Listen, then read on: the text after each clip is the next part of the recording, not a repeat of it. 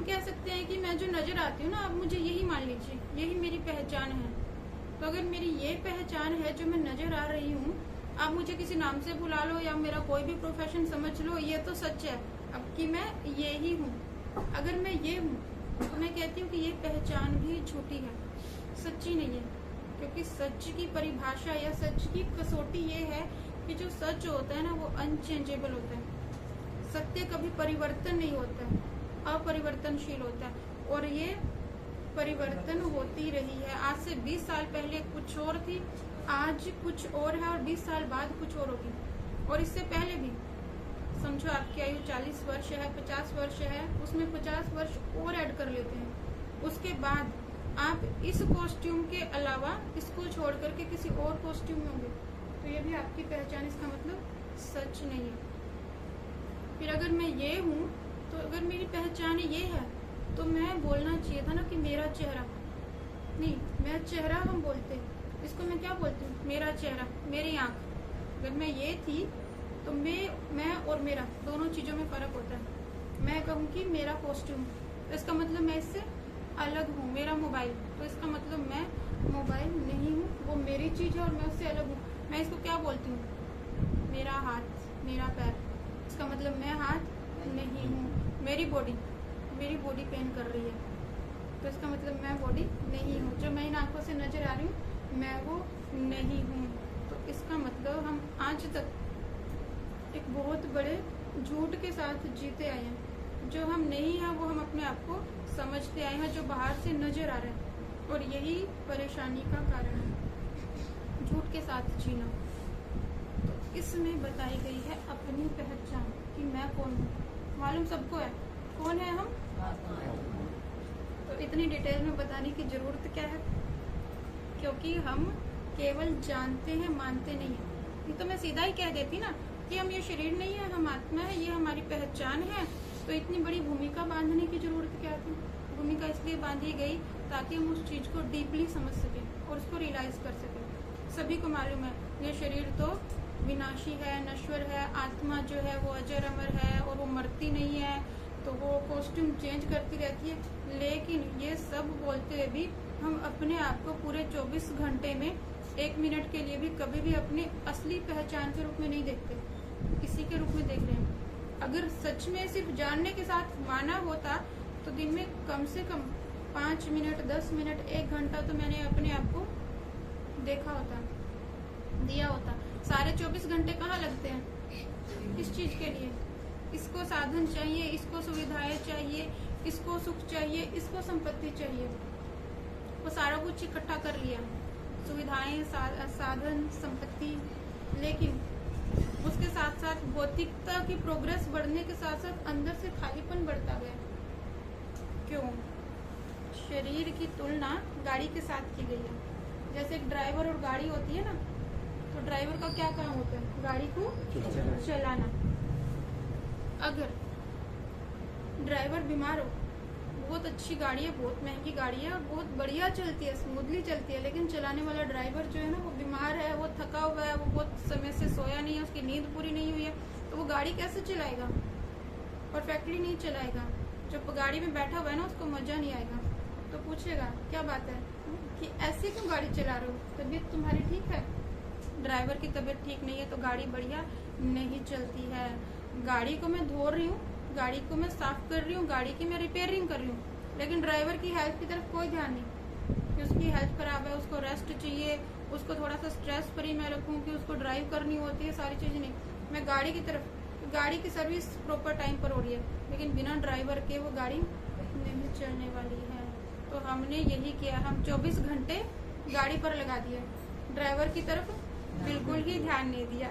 वो गाड़ी सज सवर करके बाहर से बड़ी खूबसूरत लग रही है, लेकिन अंदर से क्या हाल है, सबको चाहिए कुछ ना कुछ, अंदर से खालीपन। वो नहीं मालूम कि चाहिए क्या, लेकिन कुछ चाहिए। फिर उसके चक्कर में और चीजें, शायद फर्नीचर पुराना हो गया, वो बदल लो, थोड़ा सा चेंज हो जाएगा, कहीं बाहर घुमाओ, किसी हिल एरिया पर चले जाते, कुछ शायद ना हमें चेंज चाहिए, तो इसलिए कहीं छुट्टियों पर चले जाते हैं, आज कहीं बाहर होटल में खा लेते हैं, मूवी चले जाते हैं, चेंज चाहिए, थोड़ा शॉपिंग कराते हैं, शायद इस कारण से मूड ठीक हो जाएगा। मालूम नहीं है कि चाहिए क्या। गाड़ी की रिपेयरिंग में लगे हैं कि गाड़ी में ये खराबी तो नहीं, वो खराबी तो नहीं, फिर नहीं ठीक चल रही। वो सर्विस वाला है, उसको पता नहीं लगा शायद गाड़ी का फॉल्ट, कहीं और लेकर के जाओ गाड़ी को, अच्छे मैकेनिक को दिखाओ। उसने भी अपनी तरफ से कर दिया, गाड़ी फिर भी ठीक नहीं चल रही है, कुछ और कमी है, गाड़ी ठीक नहीं चल रही है। तो यही नहीं ध्यान है कि ड्राइवर कहीं परेशान तो नहीं, ड्राइवर कहीं बीमार तो नहीं, गाड़ी चलाने वाला। तो यही हाल हमारा है। वो जाए आते हैं, शॉपिंग भी जाए आते हैं, हिल एरिया भी जाए आते हैं, छुट्टियां भी मना लेते हैं, बाहर भी खा पी करके आ जाते हैं। उसके बाद थोड़े समय के बाद फिर वही खालीपन। आत्मा अनंत है और अनंत की प्यास केवल अनंत से बुझती है। नोट कर लो, बाहर जितनी भी भौतिक प्रगति आप कर लो, कभी भी अंदर की सेटिस्फेक्शन आएगी नहीं, थोड़े समय के लिए आएगी। गाड़ी बाहर से देख करके ना हम खुश हो जाएंगे, भी उसको वॉश करवा दिया, उसकी रिपेयरिंग करा दी, अब तो एकदम से गाड़ी ठीक हो गई। कब तक खुश हो जाएंगे? जब तक वो खड़ी है। जब उसको यूज करने लगेंगे वो तो फिर नहीं सही चल रही, वो खुशी फिर गायब। आत्मा अनंत है और अनंत की प्यास केवल अनंत से ही बुझ सकती है, इन चीजों से नहीं बुझ सकती है। आत्मा जो इन आंखों से देखने में नहीं आती है, उसकी प्यास उन चीजों से नहीं बुझ सकती जो इन आंखों से देखने में आती है। सारी चीजें इन आंखों से, चाहे संबंध है, चाहे पदार्थ है, चाहे धन है, चाहे वस्तुएं हैं, चाहे वैभव है, चाहे खाने पीने की चीजें हैं, ये सारी की सारी क्या है? जो इन आंखों से देखी जा सकती हैं, जो छुई जा सकती हैं। आत्मा न इन आंखों से देखी जा सकती है, न वो छुई जा सकती है, तो उसकी प्यास इन चीजों से कैसे बुझ सकती है? अनंत कौन है? आत्मा के अलावा परमात्मा। आत्मा की प्यास केवल परमात्मा से बुझती है। हमने उसको पूरे दिन भर में 5 मिनट का भी समय दिया नहीं, तो इसलिए आत्मा का खालीपन अंदर से बढ़ता गया। बहुत ही प्रोग्रेस बढ़ती गई, अपने आप से हम दूर होते गए। पर हम बहुत सुनते हैं, लोग कहते हैं कि अपने साथ बैठना चाहिए हमें 24 घंटे में, अपने साथ बैठो, अपने साथ बातें करो, है ना? तो हम बैठने की कोशिश भी करते होंगे आप लोग, तो लेकिन अपने साथ बैठ करके क्या बातें करें समझ में आता है? बैठ भी गए, अपने साथ बैठना कैसे है पहले तो वो समझ में आता है। बहुत अच्छा लगता है सुनने में कि हमें अपने साथ बैठना चाहिए, थोड़ी देर पूरे दिन भर में अपने लिए समय निकालो, अपने साथ बैठो, अपने साथ बातें करो। अब अपने लिए समय तो निकाल लिया, वो अपने साथ बैठना कैसे है, अपने साथ बात कैसे करनी है वो आता है। मतलब अकेले बैठना, अपने साथ बैठना हो गया, उसके बाद बात क्या करें?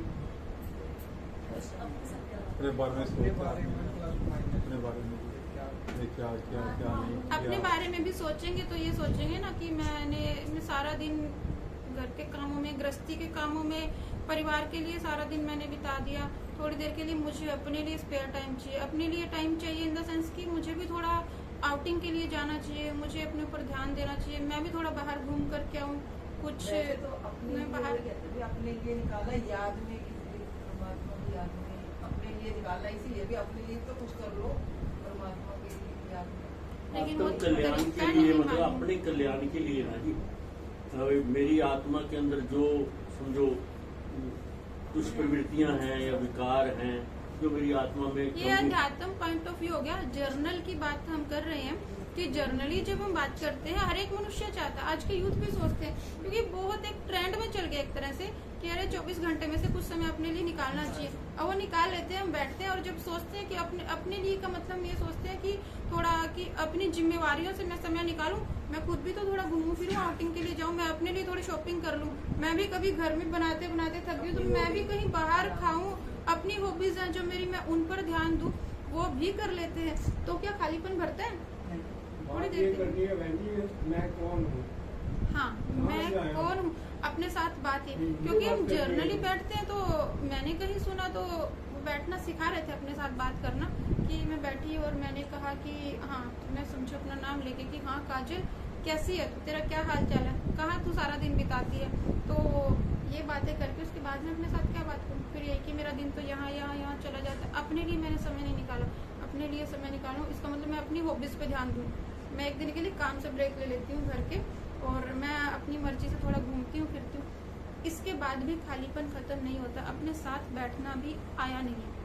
अपने साथ बैठने का मतलब था पहले तो अपनी पहचान चाहिए, तभी तो हम अपनी पहचान के साथ, और मुझे चाहिए क्या, अंदर जाएंगे तब रियल में मुझे चाहिए क्या, क्योंकि जब तक पहचान नहीं होगी ना तब तक ये भी नहीं पहचान पाएंगे कि चाहिए क्या।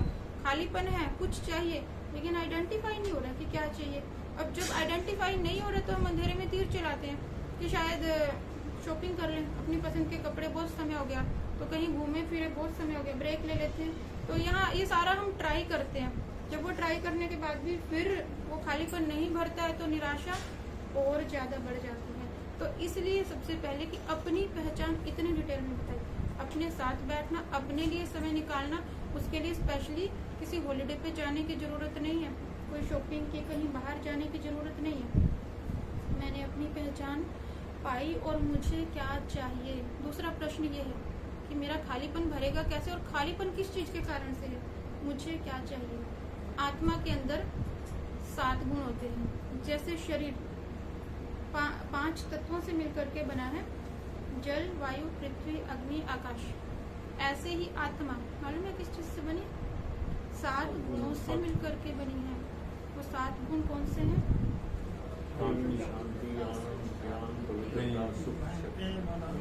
सुख, शांति, प्रेम, आनंद, पवित्रता, ज्ञान और शक्ति।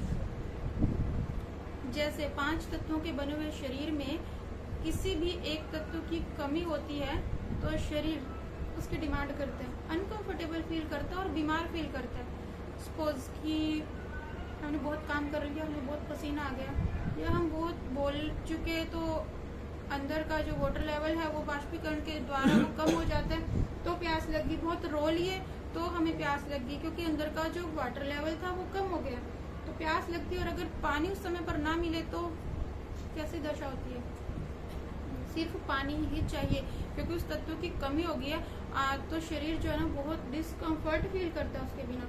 और जब हम पानी पीते हैं तो फिर हम वो मेजर करके नहीं पीते हैं, इतना पानी चाहिए, इतना बाहर निकला है तो इतना पानी चाहिए। हम पानी पीते हैं और जैसे ही अंदर का वाटर लेवल बैलेंस होता है तो हमारी प्यास बुझ जाती है और हम पानी का ग्लास रख देते हैं। तो ऐसे ही आत्मा को चाहिए थे ये 7 गुण, और इन्हीं गुणों के कारण से सबके अंदर ये कमी हो गई है और आत्मा क्या हो गई अंदर से, खाली। वो पता नहीं था एक्चुअली कि चाहिए क्या था। और इनडायरेक्टली इन सारी चीजों से जो बाहर हम ढूंढ रहे, यही चाहिए हमें। किस लिए हम बाहर भौतिक प्रगति कर रहे हैं कि हमें सुख चाहिए, हमें शांति चाहिए। सुख होगा तो हम शांति से रह पाएंगे। एक ऐसा कंफर्टेबल घर बना लें कि जहाँ पर सुख से रहने की सारी सुविधाएं हो तो हम शांति से जी सकेंगे। फिर जो अगर हमारा स्टेटस ऊंचा होगा तो लोगों से क्या मिलेगा, मान मिलेगा, और मान सम्मान के साथ वो झूठे वाला प्यार भी मिलेगा, कि जो स्टेटस के बेस पे है उसको सच्चा प्यार तो कह नहीं सकते। तो वो सारी चीजें, अब क्या है कि हम जो हमारे आसपास हमें जो नजर आ रहा है हम उनसे मांग रहे हैं वो चीजें।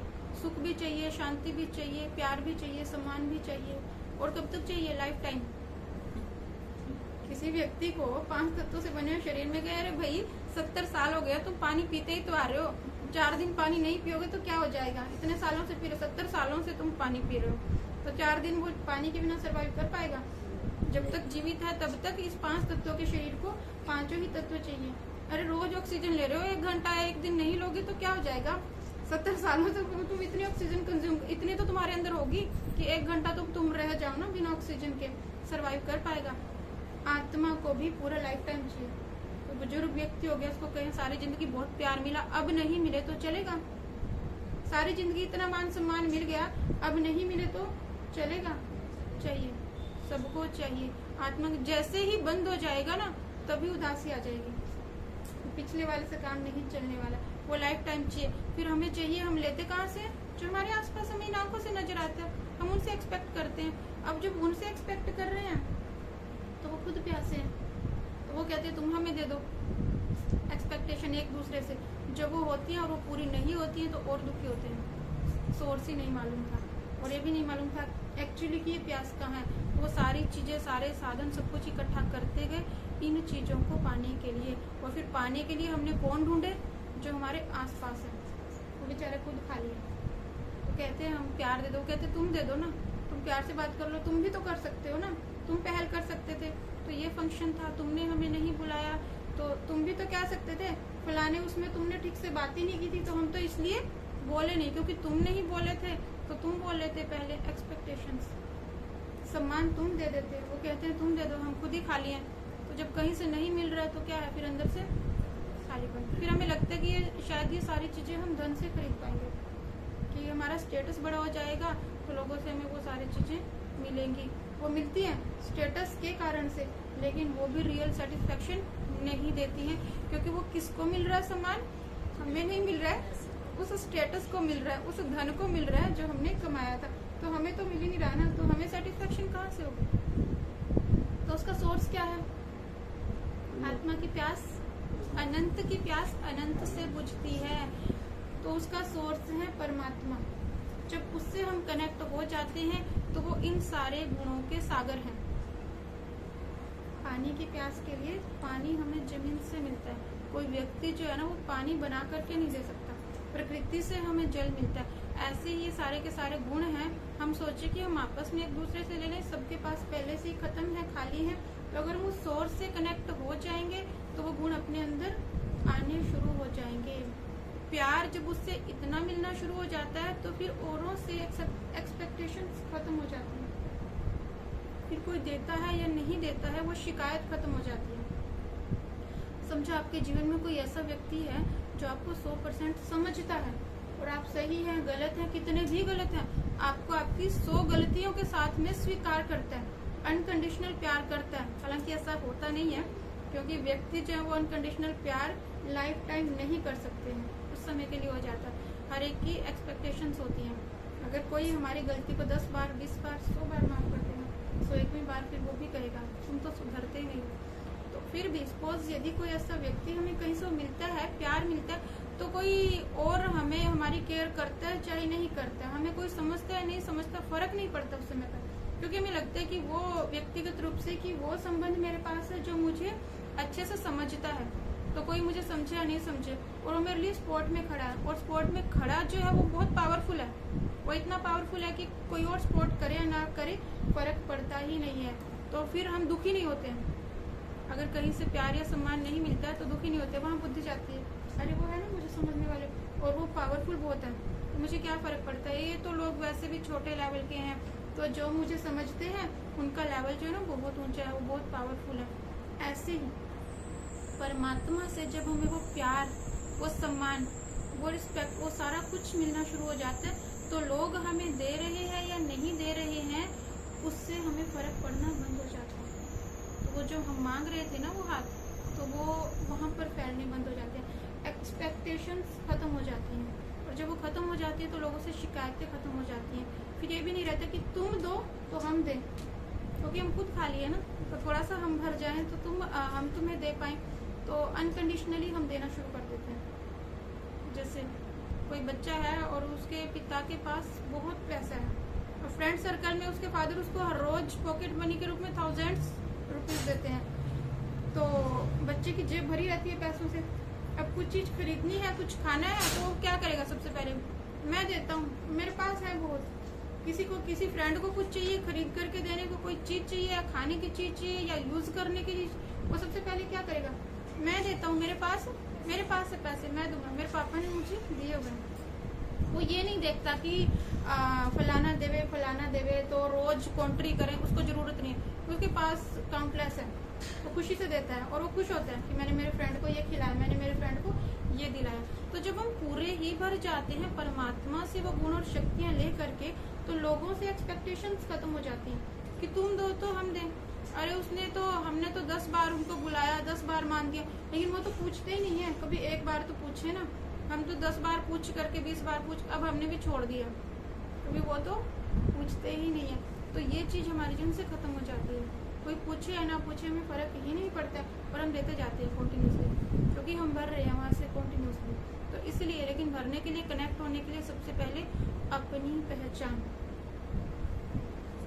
देखो हम मंदिर में जाते हैं तो मंदिर के बाहर निकालने पड़ते हैं जूते, और जूते के अलावा जो चमड़े के आपके पास कोई और चीज़ है, ओरिजिनल लेदर है, चाहे आपके पास पर्स है, चाहे आपके पास बेल्ट है, वॉलेट है, वो आपको बाहर छोड़ना पड़ेगा। केवल जूते नहीं, चमड़े से बनी कोई भी चीज़ आप अंदर नहीं ले जा सकते हैं। चमड़ा मंदिर के बाहर।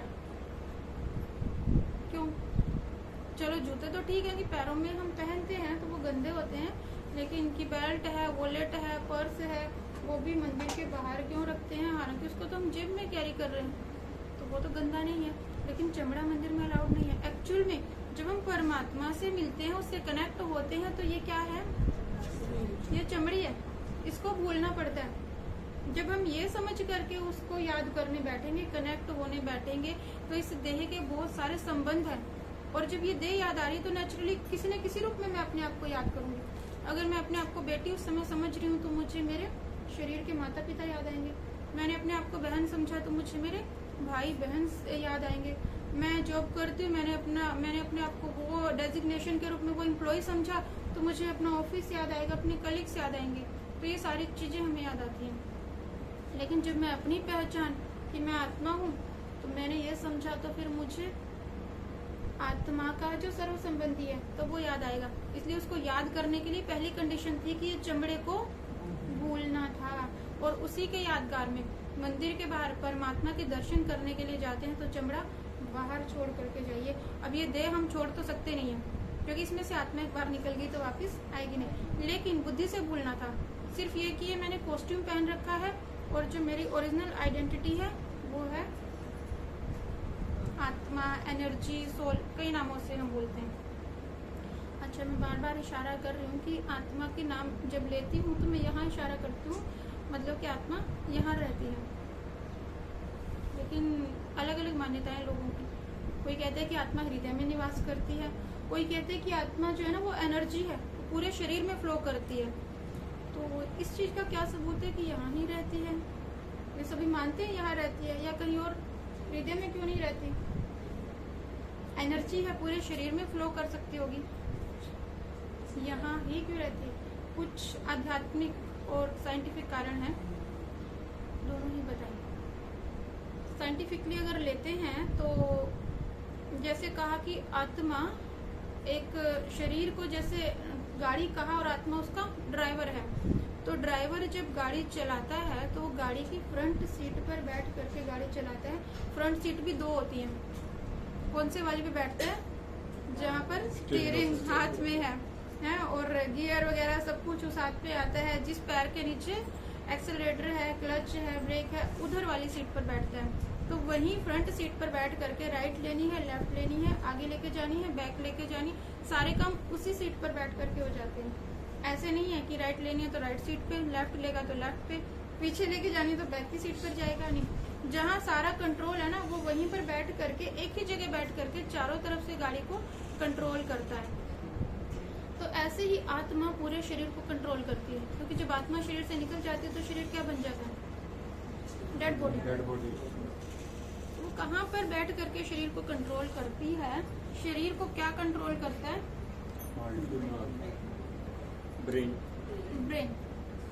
ब्रेन और माइंड में फर्क समझते हैं? होता है फर्क? क्या ब्रेन और माइंड एक है या अलग अलग है? अलग अलग है। ब्रेन जो है वो शरीर का फिजिकल पार्ट है। ब्रेन का एक्सरे हो जाता है, एमआरआई हो जाता है, ब्रेन को ऑपरेट भी कर सकते हैं। ब्रेन के अंदर कोई बीमारी हो जाती है तो डॉक्टर उसको खोल करके ऑपरेट भी कर सकते हैं, उसकी फोटोज खींच सकते हैं, उसको छू सकते हैं ब्रेन को। और जो माइंड है यानी कि मन है, उसको हम छू नहीं सकते, वो फिजिकल नहीं है। तो ये दोनों है। तो जो ब्रेन होता है कि कहते हैं ब्रेन पूरी बॉडी को कंट्रोल करता है। हर शरीर के एक एक छोटा छोटा ऑर्गन्स जो है ना वो ब्रेन से जुड़ा होता है, और ब्रेन से जब मैसेज आता है तब हम ऑर्गन्स को मूव कर पाते हैं।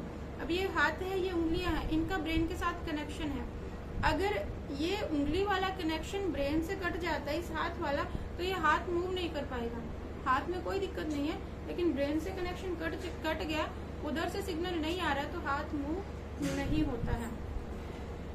तो ब्रेन शरीर को अगर चलाता है तो जब व्यक्ति मर जाता है तो मरने के कुछ समय बाद तक भी ब्रेन एक्टिव रहता है। हर ऑर्गन्स कुछ समय तक एक्टिव रहते हैं, और वो तब रहते हैं जब डॉक्टर मृत घोषित कर चुका होता है। तो ब्रेन तो तभी भी चालू है, लेकिन शरीर मूव नहीं कर रहा, वो कुछ सुन भी नहीं रहा, कुछ समझ भी नहीं रहा है।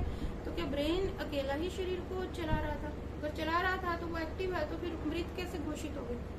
हृदय है, वो भी अभी धड़क रहा है कुछ समय के लिए, तो मृत कैसे हो गई? आत्मा निकल ब्रेन को भी इसका मतलब कोई और चलाने वाली शक्ति थी, नहीं तो अकेला ब्रेन होता तो वो एक्टिव है और स्वस्थ भी होता है, तभी तो ऑर्गन्स ट्रांसप्लांट हो जाती है। वो स्वस्थ है, उसको निकाल लेते हैं, वो कहीं और ट्रांसप्लांट कर दिया जाता है। तो बीमार भी नहीं था ब्रेन और वो चल भी रहा है, तो भी मृत हो गए हैं। तो इसका मतलब ब्रेन को और ऑर्गन्स को चलाने वाली कोई और शक्ति थी जो निकल गई है। तो इस चीज को कैसे समझ सकते हैं, जैसे कंप्यूटर होता है तो कंप्यूटर के कुछ पार्ट्स होते हैं, सीपीयू है, मॉनिटर है, कीबोर्ड है, ये सारी चीजों को हम टच कर पाते हैं। तो ये क्या है, ये कंप्यूटर के हार्डवेयर होते हैं। अब जो हार्डवेयर है कंप्यूटर के अंदर जो प्रोग्राम्स चलते हैं वो सॉफ्टवेयर से चलते हैं, ऑपरेटिंग सिस्टम उसके अंदर डला होता है जिसके कारण से वो कंप्यूटर अंदर चलता है। तो कहते हैं कि कंप्यूटर जो है वो सारे काम आसानी से कर देता है, अपने आप कर देता है, अपने आप कर देता है। हम उसको जो कमांड देते हैं ना वो काम करता है। तो कमांड कौन देता है, ह्यूमन बीइंग, हम देते हैं ना कमांड। कंप्यूटर भी अपने आप काम नहीं करता, कंप्यूटर सारे काम करता है, लेकिन कैसे काम करता है, जब मैं उसको कमांड दूंगी और जो मैं कमांड दूंगी वो वैसा ही काम करेगा। अगर मैंने गलत कमांड दे दिया तो कहते हैं कंप्यूटर से कोई गलती नहीं होती है, वो सारा कुछ सही करता है। अगर मैंने कमांड गलत दे दी तो कंप्यूटर अपने आप से ठीक काम नहीं करेगा और उसको वो ठीक भी नहीं करेगा, वो सिर्फ उस कमांड को ही समझेगा, उसी अकॉर्डिंगली काम करेगा। तो ऐसे ही हमारा जो ये शरीर है ये हार्डवेयर है और जो इसके अंदर ब्रेन है जो शरीर को सिग्नल भेजता है वो एक तरह से सॉफ्टवेयर है। लेकिन सॉफ्टवेयर को, कंप्यूटर के सॉफ्टवेयर को भी ऑपरेट करने के लिए कौन चाहिए होता है, ह्यूमन बीइंग चाहिए होता है। तो ऐसे ही ये ब्रेन या और जो ऑर्गन्स है शरीर के उनको चलाने के लिए भी वो अंदर है, बाहर से शरीर को टच कर सकते हैं तो, लेकिन इस बाहर के शरीर को चलाने के लिए अंदर के सॉफ्टवेयर काम कर रहे हैं जिनको यहाँ बाहर से हम टच नहीं कर सकते। वो शरीर के सॉफ्टवेयर कह सकते हैं। हार्ट के बिना शरीर नहीं चलता है, किडनी के बिना नहीं चलता है, लीवर, एक भी ऑर्गन्स खराब हो जाए तो शरीर नहीं चलता है। कंप्यूटर के अंदर जो सॉफ्टवेयर नहीं डला आप उससे रिलेटेड काम नहीं कर सकते हैं। तो वो हो गए सॉफ्टवेयर। लेकिन वो सॉफ्टवेयर भी चलाने के लिए जैसे ह्यूमन बीइंग चाहिए, ऐसे ही इन सॉफ्टवेयर को चलाने के लिए शरीर के अंदर आत्मा चाहिए। और वो यहाँ क्यों बैठी है, क्योंकि पूरे शरीर को ब्रेन कंट्रोल करता है और आत्मा ब्रेन को कंट्रोल करती है। तो वो वहाँ बैठती है जहाँ से वो अपना सारा काम कर सकती है। ब्रेन के अंदर हाइपोथैलेमस और पिट्यूटरी ग्लैंड के बीच में एक छोटा सा स्थान है जहाँ पर आत्मा बैठ करके इस पूरे शरीर को कंट्रोल करती है। तो स्केलेटन देखने का मौका मिले तो जो ब्रेन का हाइपोथैलेमस और पिट्यूटरी ग्लैंड का जो पार्ट होता है वहाँ पर एक छोटा सा होल मिलेगा, बिल्कुल बारीक सा। तो वो आत्मा के बैठने का शरीर के अंदर स्थान होता है। वहाँ पर बैठ करके वो ब्रेन को कंट्रोल करके ब्रेन से पूरे शरीर को कंट्रोल करती है। और जो मुख्य ज्ञानेंद्रियां हैं वो सारी की सारी चेहरे पर है ना, तो वो सबसे नजदीक है, जो मुख्य हम काम करते हैं तो आत्मा उनके नजदीक बैठती है। साइंटिफिक कारण। दूसरा आध्यात्मिक कारण की अगर बात करते हैं तो आत्मा जो है, आत्मा को अति पवित्र माना गया है। कारण क्योंकि जब हम जीवित होते हैं यानी कि आत्मा शरीर में होती है तो हम कितने धर्म कर्म के काम करते हैं, वो सारे हम ही करते हैं ना। रिचुअल्स, पवित्रता के, धर्म के, कर्म के, वो शुद्धि के, वो सब हम करते हैं। लेकिन जैसे ही वो आत्मा शरीर से निकलती है तो वो देह क्या हो जाती है, अशुद्ध हो जाती है। तो जो भी उसको हाथ लगाएगा स्नान करना पड़ेगा, वही स्नान करेगा। अगर घर में है तो वो जब तक डेड बॉडी घर में होती है तो कोई भी भोजन नहीं करता है। और वो डेड बॉडी के निकालने के बाद वो पानी वानी बदला जाता है, किचन की सफाई होती है, उसके बाद से भोजन बनता है। तो इसका मतलब आत्मा, वो पवित्र जो चीज थी वो देह से निकली तो ये शरीर क्या बन गया, अशुद्ध हो गया। जिसने हाथ लगाया वही। और जो अगर वहाँ डेड बॉडी पड़ी है तो आप कोई धर्म कर्म का या कोई शुद्धि का काम कर सकते हैं, नहीं कर सकते। इवन के कुछ दिन डिसाइड होते हैं कि इतने दिनों तक हम वो काम ऐसा वो नहीं करते हैं क्योंकि वो वाइब्रेशंस मैटर करते हैं उस स्थान के, वो सारी चीजें। तो आत्मा जब अति पवित्र है तो वो इस शरीर में उस स्थान पर बैठती है जो स्थान सबसे ज्यादा पवित्र है।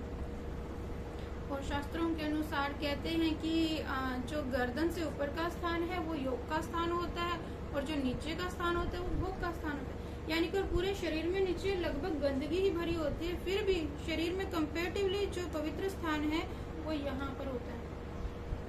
माताएं जो बिंदी लगाती है वो मस्तक पर लगाती हैं तो चलो वो सुहाग की निशानी। लेकिन भाई लोग भी जब तिलक लगाते हैं, तिलक दिया जाता है तो मस्तक पर दिया जाता है। फिर आज्ञा चक्र हम यहाँ पर बोलते हैं कि जहाँ से पूरा शरीर कंट्रोल होता है। धार्मिक भाषा में। फिर कोई अच्छा काम होता है तो कहाँ पर नजर जाती है? वो हाथ, मेरी तो किस्मत खुल गई। फिर कोई बुरा काम होता है तो क्या कहते हैं? किस्मत फूट गई। यहाँ से इसका मतलब किस्मत खुलती है और यहाँ से किस्मत फूटती है। किस्मत किसकी खुलती है? आत्मा की। यानी कि खुश कौन होता है? कोई डेड बॉडी हो, उसको वो खुशखबरी सुनाओ जिसको उसे पूरी जिंदगी से इंतजार था और उसको सुनने के लिए तरसते तरसते वो मर गया, फिर उसको वो आपको खुशखबरी सुनाओ, थोड़ी सी स्माइल आएगी चेहरे पे? छोटी सी तो आती होगी। चलो बहुत खुश नहीं तो छोटी सी स्माइल, कुछ तो खुश होता होगा, नहीं होता। जो खुश होने वाला था वो चला गया। इसको कोई खुशी नहीं है, इसको कोई दुख नहीं है। फिर जिस बात से उसको सबसे ज्यादा दुख पहुंचाती थी वो बात आप उसको सुनाओ, या उसकी बुराई करो, उसको गालियां दो, दुख की लहर आएगी। जैसा चेहरा था वो थोड़ा और दुखी हो जाएगा, बदलेंगे चेहरे के भाव, उसको कोई दुख नहीं है। फिर आप उसको जला भी देते हो तब भी उसको दुख नहीं है। जो हल्का सा उंगली पे कुछ लग जाता था तो कितना दर्द होता है, तो इसका मतलब उसको दुख भी नहीं है। जो दुख फील करने वाली थी वो चलेगी, जो सुख फील करने वाली थी वो चलेगी। तो किस्मत मेरी जगती है, किस्मत मेरी फूटती है, इसलिए हाथ हमेशा यहाँ पर जाता है। तो इसका मतलब जो चैतन्य शक्ति, शरीर को चलाने वाली शक्ति है, वो इस कॉस्ट्यूम के अंदर मैं यहाँ पर बैठी हूँ, ये मेरा बैठने का स्थान है।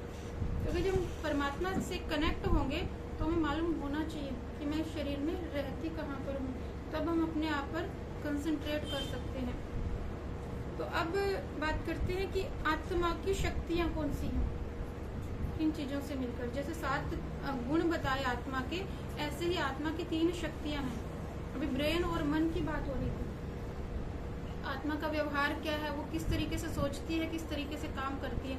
तो मन, बुद्धि और संस्कार आत्मा की शक्तियाँ हैं। ब्रेन जो है वो फिजिकल है, जिसको हम टच कर पा रहे हैं, जिसको हम देख पा रहे हैं। तो लेकिन जो मन है उसको नहीं देख पा रहे हैं, जैसे आत्मा को नहीं देख पाते। तो मन आत्मा की एक शक्ति है। मन क्या करता है? ये देखो, जो आत्मा की 3 शक्तियाँ दिखाई हैं, मन, बुद्धि और संस्कार। तो मन जो दिखाया ना, मन में वेव्स दिखाई गई हैं, लहरें। बुद्धि तराजू दिखाया गया है और संस्कार जो है वो राउंड राउंड एक सर्कल की तरह दिखाया गया। तो जो वेव्स हैं यानी कि लहरें, मन में क्या उठती हैं? भावनाएं उठती हैं। मन क्या करता है? सोचने का काम करता है। और 1 मिनट में नॉर्मल जो मन है वो 30 से 35 तक थॉट क्रिएट करता है। तो 25 और 35 के बीच में भी हो सकती है, और डिपेंड करता है कि हमारा नेचर कैसा है, हम कितने हाइपर हैं या हम कितने काम हैं। और सारे वाले काम जो 1 मिनट में मन सोच लेता है, हम वो हर काम नहीं कर देते हैं। मन तो 1 मिनट में पता नहीं क्या क्या सोचते हैं, हम उनको आइडेंटिफाई भी नहीं कर पाते हैं हर थॉट को। उसमें से कुछ आइडेंटिफाई होते हैं और जो हमें फिर ठीक लगता है हम वो करते हैं। और जो स्ट्रेस वाला व्यक्ति होता है या डिप्रेशन वाला होता है, उसकी थॉट्स की स्पीड और ज़्यादा होती है, वो 40+ हो जाती है। जो पागल होता है व्यक्ति, उसकी थॉट्स की स्पीड 60 या 70+ हो जाती है। अब जो 1 मिनट में इतनी थॉट क्रिएट कर रहा है तो उसको खुद ही नहीं पता लगता है कि मैं सोच क्या रहा हूँ और मैं बोल क्या रहा हूँ और मुझे फिर वो करना क्या है। तो वो सोचता कुछ और है, बोलता कुछ और है, करता कुछ और है, तो हम उसको क्या कह देते हैं? पागल है। ये जो बोल कुछ रहा था ये कर कुछ और, तो वो खुद ही अपनी थॉट को आइडेंटिफाई नहीं कर पाते हैं। तो और जो योगी व्यक्ति होता है, जो मेडिटेशन करता है, उनकी थॉट्स की स्पीड स्लो डाउन हो जाती है 1 मिनट में 15 से 20 थॉट। तो हमने सुना कि मन के अंदर बहुत शक्ति होती है, जो भी मन सोचता है ना वो हम ला करके दे देता है, वो घटित हो जाता है। तो हम तो बहुत कुछ सोचते हैं, हमारे साथ तो होता ही नहीं है। तो सोचते सोचते जीवन बीत गया वो सपनों के बारे में, वो सपने ही रह गए, तो मन ने एक बार भी ला करके नहीं दिए। अपने बारे में बुरा कौन सोचता है? हाँ, वो डर होता है, वो अलग बात है, लेकिन कि हमारे साथ घटनाएं बुरी हो ये तो कोई नहीं सोचता ना। तो हमारे साथ अच्छा वो सोचते हैं, लेकिन कई बार तो कोई सोच ऐसी थी जो बचपन से लेकर के चले थे और जीवन पूरा होने को आया, वो सोच ही पूरी नहीं। मन ने एक भी चीज हमें ला करके दी नहीं। हमारे मन की शक्ति कहाँ गई? मन में जो शक्ति होती है, वो संकल्पों में शक्ति जो होती है वो तब होती है जितनी संकल्पों की स्पीड कम होती है। जितनी स्पीड ज्यादा होगी शक्ति घटती जाएगी। जब संकल्पों की स्पीड कम होगी तो उन संकल्पों के अंदर ताकत होती है, और फिर जो हम सोचते हैं वो हम क्रिएट कर सकते हैं। और स्पीड स्लो डाउन करने का तरीका मेडिटेट करना, परमात्मा से जब हम कनेक्ट होते हैं तब उसके गुण और शक्तियाँ हम अपनी तरफ अट्रैक्ट करते हैं। और परमात्मा की नेचर कैसी है? एग्रेसिव है या काम है? जब काम है तो अपने आप ही हमारे संकल्प भी शांत होते जाते हैं, थॉट्स की स्पीड कम हो जाती है और उनके अंदर पावर आ जाती है। और फिर जो सोचते हैं ना, वो सोचते भी हम अच्छा ही है, फिर वो हमारे जीवन में घटित होता है। तो संकल्प हमारे मन में 4 तरह के उठते हैं, पॉजिटिव, नेगेटिव, नेसेसरी और वेस्ट। अब जो सबसे ज्यादा थॉट मन में उठते हैं वो हैं वेस्ट थॉट। वेस्ट कैसे? जिनका हमारे से कुछ लेना देना नहीं। कहते ना खाली बैठे कुछ ना कुछ सोचना। समझो हम सड़क के किनारे से जा रहे हैं, कोई और व्यक्ति भी जा रहा है, गर्मी की सीजन है, वो जा रहा है तो उसने ब्लैक पहना हुआ है। मैं चलते चलते सोचती हूँ लोग कैसे हैं, कपड़े पहनने की भी सेंस नहीं है, इतनी गर्मी में इतना ब्लैक पहना हुआ है, कैसे लोग हैं। मैं तो बिल्कुल नहीं पहनती हूँ, मैं तो मौसम के हिसाब से कपड़े, और मेरी ड्रेस सेंस कहाँ भी जाती हूँ तो लाइट कपड़े। अरे हाँ, मुझे भी ड्रेस सिलवानी थी, वो इतना टाइम हो गया, अभी है ही नहीं है, वो सीजन भी चेंज होने वाला है। मेरे पास वो सर्दियों वाले ज़्यादा पड़े थे, तो अभी वो टेलर भी इतने दिन में सील करके देता है, तो वहाँ से लेके आने थे। अब जाऊँगी, अभी इतने सारे काम है, तो वो टेलर इतने दिन लगाता है, इतने दिन में फिर सीजन चेंज हो जाता है। तो फिर इस बार कुछ और पूछती हूँ किसी और, वो पड़ोसन है ना, वो सिलवाती है, उससे पूछूंगी, और वो भी ऐसी ही है। तो वहाँ जाऊँगी, वहाँ इतना टाइम लग जाएगा, फिर क्या पता नहीं कहाँ से कहाँ पड़ोसनों की बुराई और टेलरों की अच्छाई, पता नहीं कहाँ कोई लेना देना। 1 घंटे तक ऐसे चल रही है, तो ऐसे चल रहा है, हमें मालूम ही नहीं है जी। पॉजिटिव, नेगेटिव, वेस्ट और नेसेसरी, जरूरी संकल्प, वो भी बताएंगे अभी क्या होता है। तो इस तरह होटल में हम गए हुए, हम खा रहे हैं, किसी और को देख आर्गुमेंट पास कैसे बैठे हैं, क्या खा रहे हैं, इनको ये भी नहीं पता ऑर्डर करने का, इसके साथ में ये चीज मंगवा ली है, इसके साथ में खाने का नहीं पता लोगों को, पैसे तो हो गए हैं पर खाने का सेंस ही नहीं है।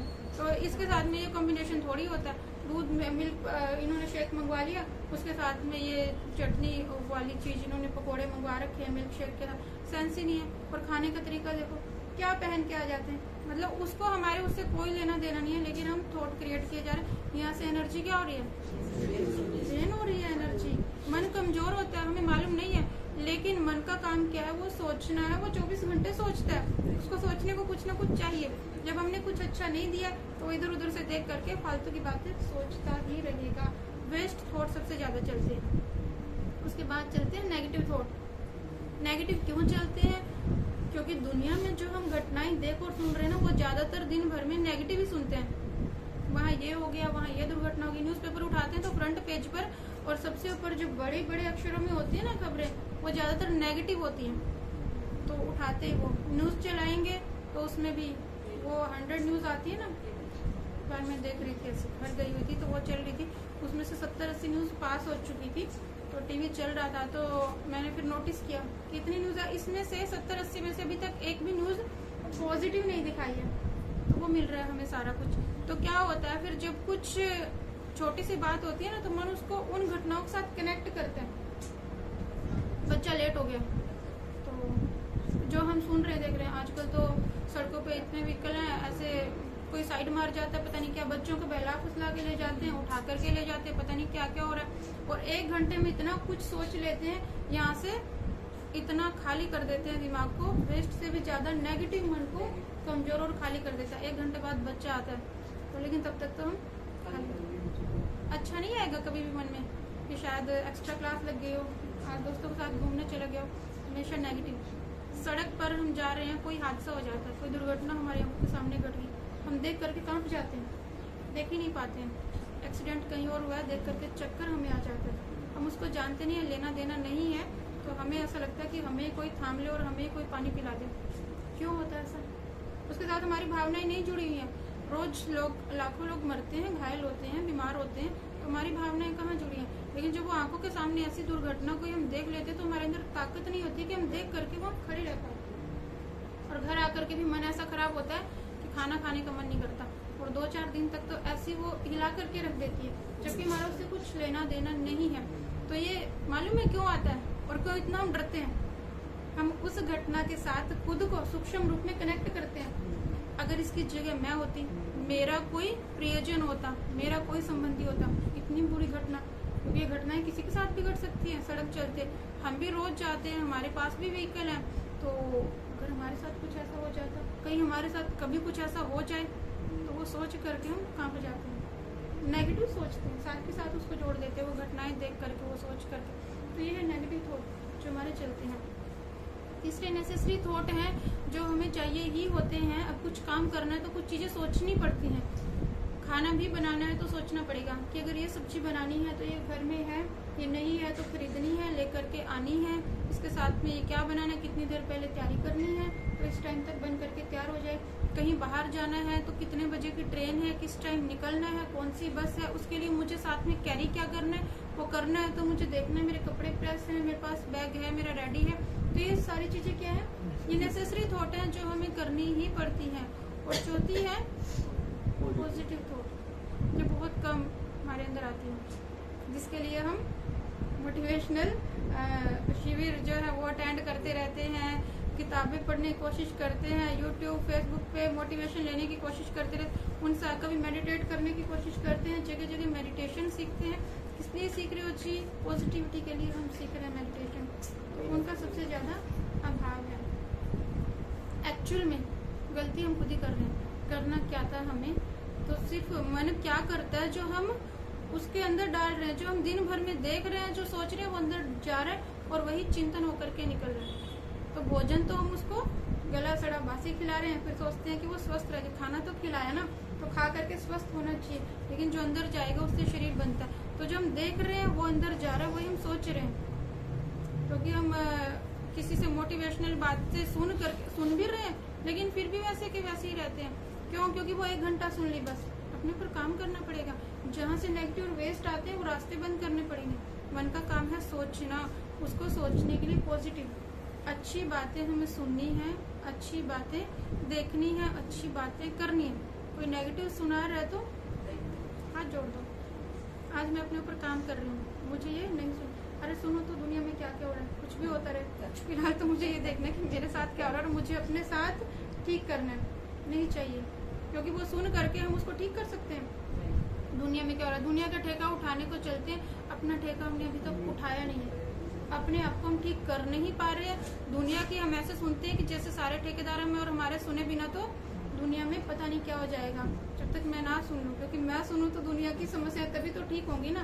न्यूज़पेपर चाहिए भाई, क्योंकि पता तो होना चाहिए ना दुनिया में क्या क्या हो रहा है। पता लगा करके हमने ठीक कर दिया, हाँ, लेकिन अपने अंदर जरूर भर लिया, अपने आप को जरूर, कि वो जो दुनिया में नेगेटिव हो रहा है वो कुछ मेरे अंदर भी तो होना चाहिए ना। दुनिया के हिसाब से चलना है, तो इस तरीके से हम दुनिया के हिसाब से चलते हैं। दुनिया का नेगेटिव और वेस्ट वो अपने अंदर भर करके हम साथ में चल रहे हैं। तो ये नहीं, तो ध्यान देना कि हम सारा दिन कंज्यूम क्या कर रहे हैं, जो इनपुट होगा वही आउटपुट होगा। तो सिर्फ इतना करना है। मोटिवेशनल शिविर और मेडिटेशन, यही मेडिटेशन है कि हम पॉजिटिव थॉट क्रिएट करना सीख जाएं। नेक्स्ट इसकी डिटेल आ जाएगी 4th डे, जब पूरा चैप्टर मेडिटेशन के ऊपर होगा कि हमें थॉट क्रिएट करने के लिए वो चाहिए कि एक्चुअल में उसको अच्छे वाला भोजन दे कैसे, जो 24 घंटे खाता है। तो नेक्स्ट आ जाता है आत्मा की दूसरी शक्ति है बुद्धि। मन यदि सोचता है तो बुद्धि क्या करती है, निर्णय लेती है। हम कहते हैं कोई भी काम सोच समझ कर करो, तो मन सोचता है तो बुद्धि निर्णय लेती है, बुद्धि समझती है। मन तो बहुत कुछ सोच लेता है, हम सारा कुछ थोड़ा ना करते हैं। तो कोई ऐसा रिलेटिव आता है जिसके साथ हमारे संबंध अच्छे नहीं है, तो अब लेकिन संबंध ऐसा है कि हम उसका डिसरिगार्ड नहीं कर सकते हैं, कोई अगला संबंध वो खराब हो जाएगा। तो मन तो ऐसा कर रहा था कि उसको हम गेट से ही बाहर निकाल दें, अंदर ही ना आने दें, लेकिन हम अंदर भी बुलाया है, चाय पानी भी पिलाया है, प्यार से भी बोले हैं और प्यार से उसको विदा किया। मन ने तो बहुत कुछ सोचा था। बुद्धि डिसाइड करती है कि मुझे ये करना है कि नहीं करना है, तो बुद्धि मन को रोकती है। यदि मन बेलगाम घोड़ा है तो बुद्धि उसकी लगाम है। कोई काम करते हैं, कोई भी गलत काम जब मन में विचार आता है तो बुद्धि हमेशा रोकती है।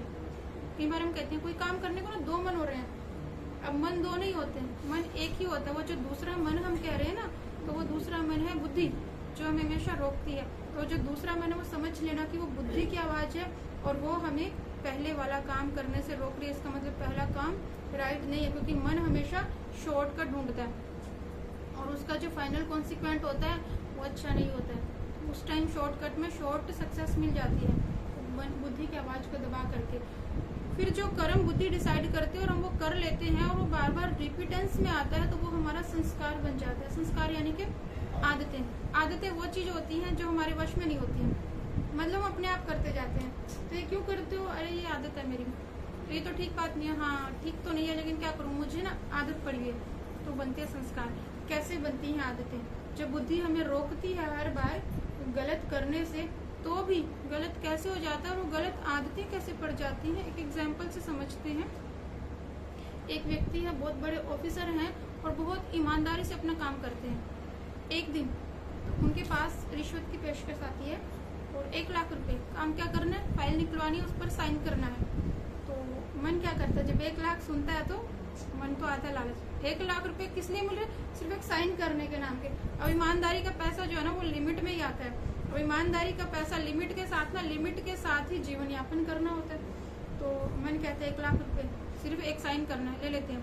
इतने सारे काम घर में पड़े हुए हैं, इतनी सारी चीजें हैं, तो वो थोड़े से काम, तो बुद्धि तुरंत रोकती है, क्योंकि कभी रिश्वत ली नहीं है, ईमानदारी से काम किया कि नहीं। चोरी का माल मोरी में जाता है और ये हमारे मान सम्मान को घटा देगा। अंदर से आवाज आती है, एकदम से वो स्वीकार नहीं होता। तो मन क्या करता है, मन वकील बन जाता है बुद्धि रूपी जज के आगे। तो वो दलीलें देता है उस काम की। अरे क्या हो गया, हम कोई किसी से जबरदस्ती छीन कर ले रहे हैं, अपने आप से बातें चलती, वो खुद दे रहा है और उसको जरूरत है वो काम करने की, भला हो जाएगा उसका, और उसके पास होंगे 1 लाख रुपए, तभी तो वो दे रहा है, हमने तो मांगे नहीं, और उसको उसका भला ही तो हम कर रहे हैं। तो मन ऐसी ऐसी दलीलें, और कितने घर में जरूरी काम है, फिर बुद्धि टोकती, लेकिन ठीक नहीं है। अरे कुछ नहीं होता, इतने सारे काम दुनिया लेती है, हम तो आज, और वो भी वो खुद से दे रहा है, तो और इतने काम रुके पड़े हैं, बहुत जरूरत है घर में पैसे की, बस एक बारी फर्स्ट और लास्ट। फिर बुद्धि को ऐसे समझा के, तो हम अपने हाँ बस फर्स्ट और लास्ट, कोई गलत काम करते हैं ना मजबूरी का हवाला दे करके, एक्सक्यूज, फिर कहते हैं फर्स्ट और लास्ट बार, हाँ फर्स्ट और लास्ट, अपने आप को ही ऐसे। तो बुद्धि कहती है दोबारा नहीं। तो 1 लाख रुपए लिए, घर में बहुत सारे काम बन गए, अब लोगों को पता लग गया पैसे लेकर के यहाँ काम होते हैं, दोबारा से पेशकश आएगी 1.5 लाख की आएगी। तो 1.5 लाख सुन करके मन को फिर से लालच, तो मन कहेगा 1.5 लाख रुपए, तो बुद्धि कहेगी नहीं नहीं नहीं, अंदर से फिर आवाज आती है, देखो एक बार कहा था ना, बार बार ये काम, फिर काट की आंटी बार बार नहीं चढ़ती है, तो नहीं, पिछली बार लिए थे, किसी को पता लगा, कुछ हुआ क्या, कौन सा सम्मान कम हो गया, और घर में 1 लाख रुपए आए थे तो कितने सारे काम हो गए, कितनी सुविधाएं होगी, और भी ये काम और रह रहा है, तो बस ये थोड़ा सा और ले लेते हैं, बस सेकंड बारी, तो अपने आप ही तो आया वो खुद से दे रहा है। तो इस तरीके से, क्योंकि बुद्धि पहली बार वो गलत के लिए कन्विंस कर चुके हम, तो थोड़ा सा कमजोर हो जाती है, थोड़ा जल्दी मान जाती है। तीसरी बार फिर आएगी पेशकश, बुद्धि और कमजोर हो चुकी है। बुद्धि रूपी जज धीरे धीरे क्या होता है, करप्ट होता जाता है, और एक स्टेज ऐसी आती है जब हम गलत काम करते करते जो गिल्ट है ना वो खत्म हो जाती है, फिर वो गिल्ट भी नहीं रहती है। बड़े से बड़ा पाप आत्मा, बड़े से बड़ा पापी मनुष्य, जब उसने पहली बार गलत काम किया होगा, पाप किया होगा, तो गिल्ट उसके मन में भी आई होगी, लेकिन वो अंतरात्मा की आवाज है, बुद्धि की आवाज को दबा दिया, तो चाहे फिर वो अब सैकड़ों मर्डर कर रहा है, मर्डर करने के बाद भी उसका गिल्ट खत्म हो जाता है। कहते हैं आत्मा मर गई है इसकी, अब आत्मा तो मरती नहीं है, लेकिन जब वो कॉन्शियसनेस थी ना, वो बुद्धि फिर एक स्टेज के बाद टोकना बंद कर देती है, तो फिर वो क्या बन जाता है, आदत। झूठ बोला, पहली बार ड्रिंक किया, बुरा लगा होगा, दूसरी बार फिर वो आदत पड़ गई ड्रिंक करने की, अब वो छूटती नहीं है। अब ऐसी आदत है कि मालूम भी है, डॉक्टर ने कह दिया कि अब नहीं छोड़ोगे तो तुम जियोगे नहीं, मर जाओगे, और जीना भी चाहता है, परिवार नजर आता है, लेकिन वो आदत पड़ गई, वो संस्कार बन गया। तो इन संस्कारों को मिटाएं कैसे?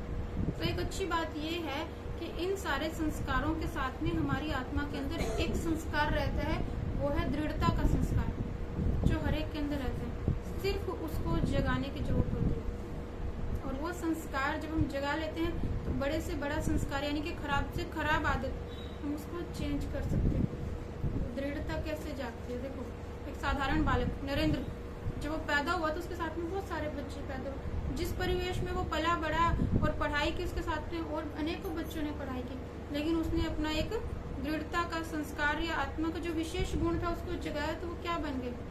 स्वामी विवेकानंद बन गए। तो महापुरुष जो हमारे बीच में से ही निकले हैं, जो जब वो पैदा हुए और बहुत सारे बच्चे पैदा हुए, जहाँ उन्होंने शिक्षा ली, जहाँ पले बड़े, बहुत पले बड़े, लेकिन उन्होंने अपने जो अंदर विशेष संस्कार था उसको जगा लिया, तो विशेष बन गए। तो वो संस्कार हर आत्मा के अंदर है, क्योंकि आत्मा के अंदर वो 7 गुण हर एक आत्मा के अंदर है। जैसे हर एक का शरीर 5 तत्वों से बना है, चाहे कोई बीमार भी है, बिल्कुल रोगी है, बेड पे पड़ा है, तो भी कहें कि इसका शरीर बनाते हैं ना जल तत्व भगवान ने यूज नहीं किया, ऐसा नहीं है, बना उसका भी है। अब उसने उसको खराब कर दिया, बीमार कर दिया। पांचों तत्व उस शरीर के अंदर भी मौजूद हैं। तो ऐसे ही हर आत्मा के अंदर सातों गुण मौजूद हैं, लेकिन वो घटते गए तो उनको बढ़ा भी सकते हैं परमात्मा से कनेक्ट होकर के। तो जब वो संस्कार जागता है तो बड़े से बड़ी बुरी आदत मिट जाती है। एक सच्ची घटना आपको सुनाते हैं कि कैसे संस्कार जागते हैं। कुछ भी नहीं करना, केवल संस्कार, अंदर की दृढ़ता साधारण मनुष्य भी जगा सकता है। हम गांव में जाते होते हैं, एग्जीबिशन लगाते हैं, जो 7 डेज का कोर्स होता है, उसके बाद वो चलता है और क्लास चलती है। तो ऐसे ही हम किसी गांव में गए हुए थे बहुत वर्ष पहले, तो वहां पर हमने मंदिर के बाहर एग्जीबिशन लगाई हुई थी। तो गांव के लोग खड़े थे और वो सुन रहे थे। तो उनमें एक भाई खड़े थे, वो स्मोक कर रहे थे। वो जो दीदी सुना रहे थे, उन्होंने सुनाते हुए बोला कि भाई जी इसको बंद कर दो थोड़ी देर के लिए। तो उन्होंने बोला हाँ जी कर देता हूँ। खैर उन्होंने बंद कर दिया और फेंक दी। तो उन दीदी के मुख से निकला कि इसे छोड़ ही दो ना, अच्छी चीज तो है नहीं है। वो बोले कि बहन जी मैं खुद छोड़ना चाहता हूँ और मैं बहुत कोशिश कर चुका हूँ, अच्छी चीज नहीं है मुझे भी मालूम है, लेकिन मैं बहुत कोशिशें करके मैं दवाई भी ले चुका हूँ, मैं और तरीके भी अपना चुका हूँ, पर मेरे से छूटी नहीं है। मैं हार गया हूँ कि ये तो मेरे जीवन का हिस्सा हो गया, तो मैं छोड़ता हूँ तो मेरे शरीर में उसका नेगेटिव और रिजल्ट मुझे आता है, तो मैं सर्वाइव नहीं कर पाता हूँ। तो इसलिए अब ये नहीं छोड़ सकता, मैं खुद परेशान हूँ, लेकिन क्या करूँ।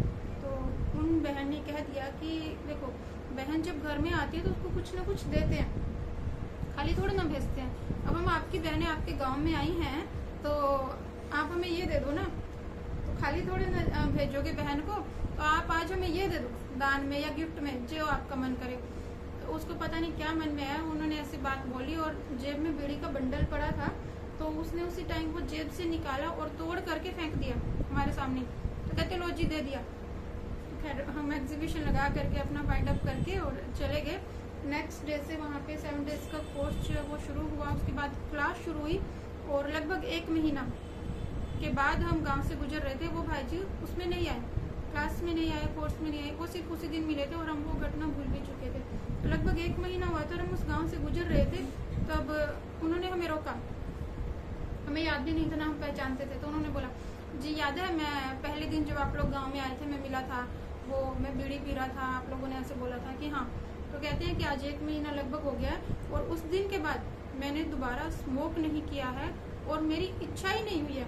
जब मेरी बॉडी पे जो उसका दुष्परिणाम नजर आता था कि छोड़ने के बाद मुझे लगता था कि मुझसे खड़ा नहीं हो जाए, ये सारी चीज, वो सिम्टम भी कोई नहीं आया और ना ही मेरा मन किया। तो मेरी मतलब अगर मैं 1 महीने के लिए मैंने छोड़ दिया तो इसका मतलब छोड़ ही दिया, छूट ही गई है। तो हमने उसको कोई दवाई नहीं दी, हमने उसको कोई मंत्र नहीं दिया, हमने कोई जादू टोना या कोई आशीर्वाद नहीं किया। तो केवल उसकी दृढ़ता जगी कि उसने बहन कह करके और मुझसे वो चीज मांगी जो मेरे नुकसान किया। और हमारी संस्कृति में दान में दी हुई चीज वापस लेना महापाप होता है। तो जब दान के रूप में मांग ली है और मैंने सामने दे दी है तो मन को समझ में आ गया उस समय पर, उसके पास मैसेज चला गया कि ये चीज अब आपको नहीं मिलेगी और मन उसकी डिमांड नहीं करता है।